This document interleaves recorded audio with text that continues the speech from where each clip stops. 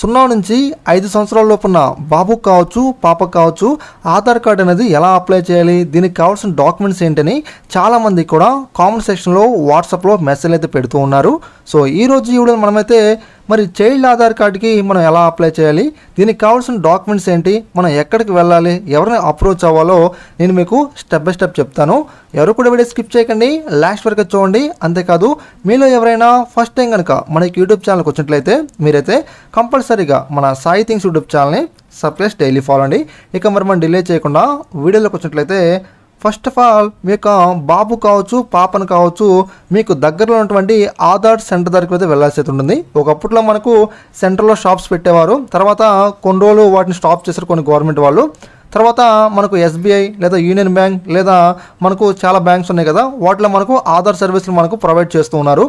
కొన్ని రోజుల తర్వాత అవి కూడా స్టాప్ చేసి మనకు గ్రామ పంచాయతీ ఆఫీసులు ఏవైతే ఉన్నాయో అక్కడ మనకు ఆధార్ సెంటర్లు పెట్టడం జరిగిందన్నమాట. సో మీకు ఎక్కడుందో మీరు ఎంక్వైరీ చేసుకొని మీరు అక్కడికి వెళ్ళాల్సి ఉంటుందన్నమాట. సో అక్కడికి మీరు వెళ్ళిన తర్వాత కొన్ని డాక్యుమెంట్స్ మీరు తీసుకువెళ్ళాలండి. సో నెంబర్ 1 వచ్చేసి బర్త్ సర్టిఫికేట్ అనమాట. సో మీ యొక్క పాప కావచ్చు, బాబు కావచ్చు బర్త్ సర్టిఫికేట్ ఏదైతే ఉంటుందో ఇక్కడ మీరు చూపిస్తాను చూడండి.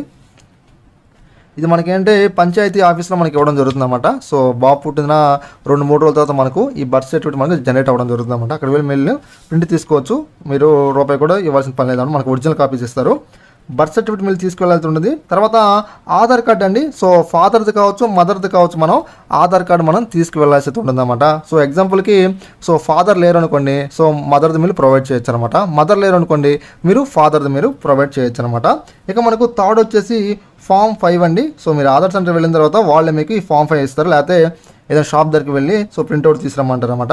ఈ ఫామ్ 5 మనమే ఫిల్ చేయాల్సి ఉంటుంది అన్నమాట. ఇక్కడ మీరు చూడొచ్చు, ఇదేనండి ఫామ్ 5. సో మన ఇండియాలో ఉండే చైల్డ్ అంటే 0 నుంచి 5 సంవత్సరాల లోపు ఉన్న వాళ్ళు, ఇండియాలో ఉన్న వాళ్ళకి, తర్వాత ఎన్ఆర్ఐ వాళ్ళకి కూడా మనకి ఇదైతే యూజ్ అవుతుంది అనమాట. ఈ ఫామ్ మనం ఎలా ఫిల్ చేయాలో సో నేనైతే ఒక ఫుల్ ప్రాసెసింగ్ లెంతీ వీడియో చేశాను. మన వీడియో కింద డిస్క్రిప్షన్లో లింక్ అయితే నేనైతే ప్రొవైడ్ చేయడం జరుగుతుంది అనమాట. మనం అప్లై చేసిన తర్వాత మనకు ఒక అక్నాలజ్మెంట్ రిసిప్ట్ కూడా మనకు ఇవ్వడం జరుగుతుంది అనమాట. దాన్ని కూడా మనం దాన్ని ఫోటో తీసుకుని మీ దగ్గర పెట్టుకోండి. సో మనం కొన్ని రోజుల తర్వాత దాన్ని డౌన్లోడ్ చేసుకోవచ్చు అనమాట. ఫ్రెండ్స్, మరి ఇక్కడ మీకైతే ఒక డౌట్ రావచ్చు. సో ఆ యొక్క డౌట్ ఏంటంటే అప్లై ప్రాసెసింగ్ అనేది ఎలా ఉంటుందని చెప్పేసి ఒక వీడియో అయితే చేశానండి. ఆ వీడియో కూడా లింక్ మన వీడియో కింద డిస్క్రిప్షన్లో ఇచ్చాను. సో లైవ్లో చూపించాను ఎలా అప్లై చేయాలి ఏంటని చెప్పేసి ఒకసారి మీరు ఆ వీడియో చూడండి. Thanks for watching.